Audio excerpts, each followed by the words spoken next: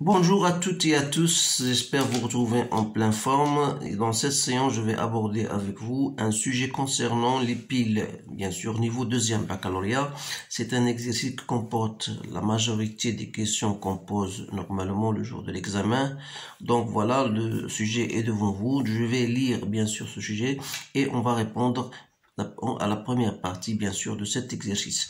Donc, on réalise à la température 25 degrés de la pile nickel-cadmium composée de deux compartiments liés par un pont salin de chlorure de potassium. Le premier compartiment est composé d'une plaque de nickel plongée dans une solution de sulfate de nickel. Le deuxième compartiment est composé d'une plaque de cadmium plongée dans une solution de sulfate de cadmium. Les deux solutions ioniques, bien sûr, ont le même volume, ont la même concentration initiale.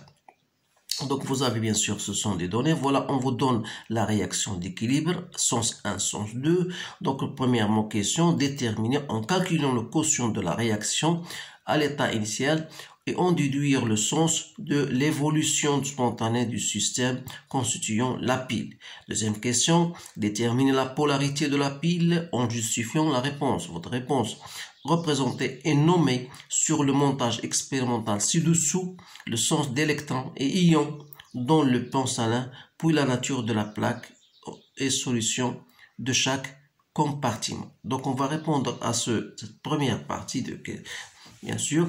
Donc, pour déterminer le quotient initial, voilà, je vais écrire d'abord la réaction qu'on a devant nous. Voilà, vous avez une réaction Ni plus Cd qui est un solide. Donc, on vous donne, voilà, le sens 1 et fois le sens 2. Donc, Ni plus Cd de plus. On vous donne la valeur de K, c'est 4,5 à la puissance 5. Donc, le QR initial n'est autre que la concentration de CDE+, sur la concentration de Ni de plus. Puisqu'ils ont la même concentration, donc C sur C, donc c'est 1. Donc, vous remarquez bien sûr qu'il est inférieur à K. Ça veut dire quoi? Donc, ça veut dire que le système va évoluer dans le sens qui va augmenter, va faire augmenter, si vous voulez, va faire augmenter QRI, c'est-à-dire le sens direct, bien sûr, qui est le sens 1. Donc, on va s'intéresser à l'équation Ni du plus CD donne Ni CD de plus. Alors là, deuxième question, la polarité de la pile. Qui dit polarité, ça veut dire qu'on a deux électrodes. On a l'électrode de cadmium. Je vais l'écrire comme ça. Donc, il va jouer le rôle de l'anode.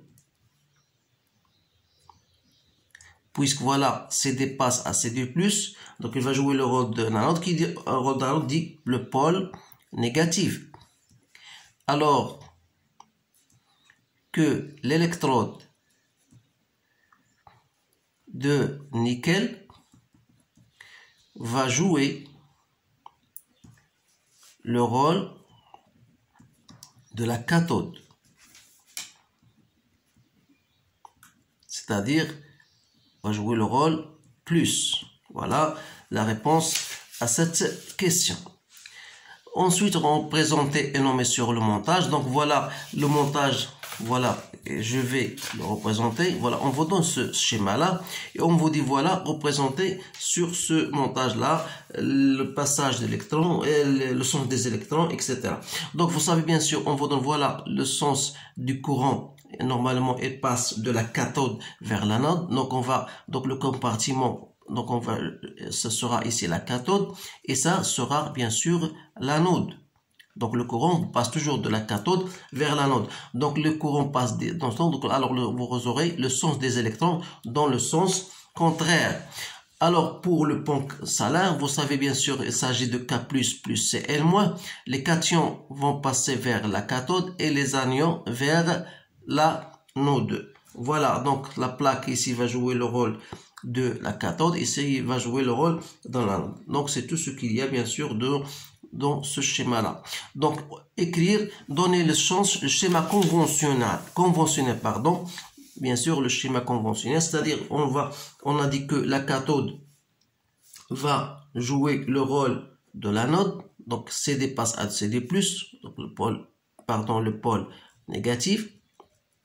Alors ici, alors que N nickel va jouer le rôle de la cathode. Voilà, donc voilà le schéma conventionnel. Question 2. Question 5, pardon. Quel est le rôle du pont salin? Donc, bien sûr, ça, ce sont des questions de cours. Vous savez bien sûr que le pont salin, il a plusieurs rôles, à savoir, bien sûr, la permission. Donc, on va dire que le rôle du pont salin, donc, c'est permettre le passage du courant, bien sûr, ou bien équilibrer, si vous voulez, équilibrer le manque en cation et en anion au voisinage des deux électrodes. Bien sûr, ça, ce ne sont pas les rôles, il y a plusieurs rôles, vous pouvez trouver d'autres rôles, donc c'est une question de cours que je vous laisse le choix, bien sûr, de trouver d'autres réponses. Ensuite, ici, on laisse la pile fonctionner. Voilà, on laisse la pile fonctionner pendant une durée delta T 60 minutes. Alors, la pile débite un courant constant. Voilà, on vous donne l'intensité du courant. On vous dit calculer la quantité d'électricité qui débite au cours de son fonctionnement. Donc, vous appliquez bien sûr toujours votre relation Q, C, I, delta T. Donc, I, c'est 0,1. Delta T, c'est 60. Vous devez la convertir en secondes. Donc, c'est 360 coulombs.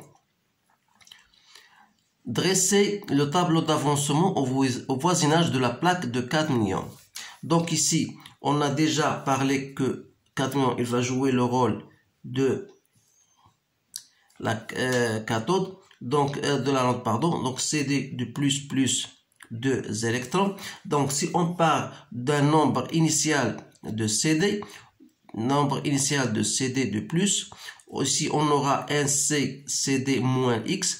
Ici, on aura CD de plus, on a plus X.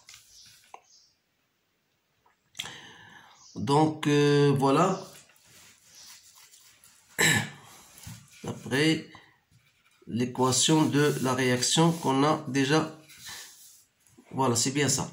Donc, ici, on a Q. C'est quoi? C'est le nombre des électrons mis en jeu fois la constante de Faraday. Donc, le nombre des électrons, c'est 2x fois F. Donc, c'est quoi? C'est I delta T. Donc, on voulait bien sûr chercher X de T. Donc, c'est-à-dire, voilà, X à l'instant T, parce que la question qu'on vous pose, c'est de montrer que X de T, voilà, montrer que l'avancement de la réaction pendant la durée delta T est X de T égale à 1,86 10-3 mol. Alors là, X de T, on va le tirer à partir de cette relation, c'est Q sur 2F, c'est-à-dire c'est 360 que je divise par 2 fois 96 500, donc c'est bien 1,86 10-3 mol. Voilà. Ensuite, calculer la variation de la masse de la plaque de cadmium delta M. Donc delta M, voilà, de cadmium, c'est la masse finale moins la masse initiale. Vous savez bien sûr que la masse, c'est le nombre de moles fois la masse molaire. Donc, je vais mettre tout ça en facteur de la masse molaire de CD. Donc, si vous revenez, bien sûr, à l'expression de nombre de moles final moins, quand vous allez trouver, c'est ça moins ça. Donc, c'est moins X. Donc, c'est moins X fois la masse molaire de CD. Donc, si je trouve d'état M en CD en valeur absolue, donc je dois trouver c'est M CD. Voilà. Donc, il suffit de faire votre application numérique. Donc, voilà. Fois la masse molaire qui est égale à 112,4. Donc, je trouve 0,2 grammes. Voilà la réponse à cette question. Ensuite, en fin de compte, calcule la variation de la concentration cette fois-ci. Donc, toujours la même formule. Donc, CD de plus. Donc, c'est la masse, c'est la concentration de CD de plus finale moins la concentration de CD de plus initiale. Donc, vous savez bien sûr, ça n'est autre que d'après cette relation-là. Donc, c'est X sur V. Donc, c'est X sur V. Donc, il suffit de faire votre application numérique, c'est-à-dire c'est 1,86 10-3 que je divise par le volume égal à 0,2. Donc, ça me donne 9,3 10-3 mol par litre. La question numéro 10, montrer que l'avancement de la réaction X à l'équilibre à l'état d'équilibre égale à ça. Donc, il suffit de trouver ici la constante K à l'équilibre, c'est CD de plus sur NI de plus. Savoir, bien sûr, la concentration de CD plus n'est autre que la concentration initiale, c'est-à-dire X, plus X à l'équilibre sur V, et la concentration de Ni de plus, c'est-à-dire c'est C moins X à l'équilibre sur V. Donc, je peux même mettre au même dénominateur, voilà, CV moins X à l'équilibre sur V. Donc, ce qui va me permettre d'écrire que K égale à CV plus X à l'équilibre. Je simplifie V par V. Donc, CV moins X à l'équilibre. D'où CV plus X à l'équilibre égale à K CV moins X à l'équilibre fois K. C'est-à-dire que X à l'équilibre je mets en facteur 1 plus K égale à CV K moins 1. D'où je tire X à l'équilibre n'est autre que CV K moins 1 sur K plus 1. Voilà, c'est bien ça. En fin de compte, déduire la quantité d'électrons à l'équilibre. Donc, vous savez bien sûr que à l'équilibre, K n'est autre que Q. Bien sûr, à l'équilibre. Comme Q égale le nombre d'électrons mis en jeu fois F.